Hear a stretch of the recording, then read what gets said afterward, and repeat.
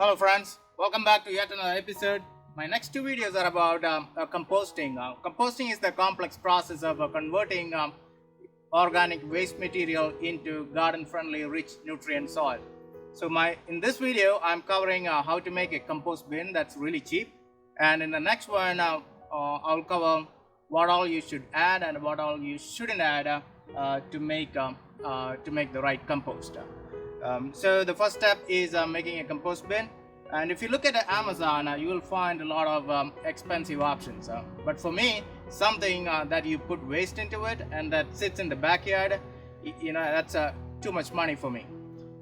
So all you need is you can go to Home Depot or Lowe's and you can buy a 20-gallon or 32-gallon garbage bin. And once you get it, you need to put a lot of holes into it because the process of composting requires a lot of oxygen in it. So once you get the bin, you need to put plenty of holes in it, and then you need as you put waste into it, as the waste accumulates inside, you need to turn it around in every 3-4 weeks. So for that, I usually use my favorite planting auger tool. And in order to collect the waste from the kitchen, you also need something smaller that sits in the kitchen. Once it is full, come outside and put it in your bin. So you will need two of these, one for actively collecting the waste, and then the other one that you have set aside for turning it to the compost. And it takes around 3-4 months for the bin to be full. So essentially in 3-4 months you can swap the roles of those two. The other one you will dump it into your garden, and then you'll start collecting the waste into that one, and while this one you'll set aside for composting. Alright, so the first step is getting the bin.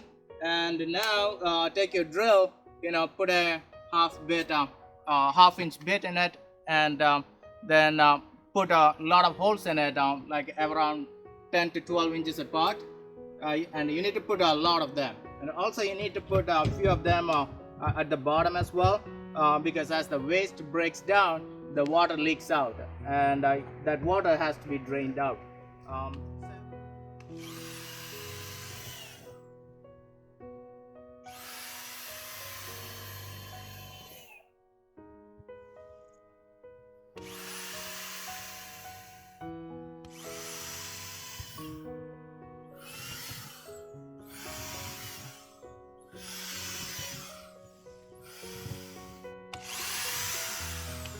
Alright, so I put a ton of holes in it, so we are all set.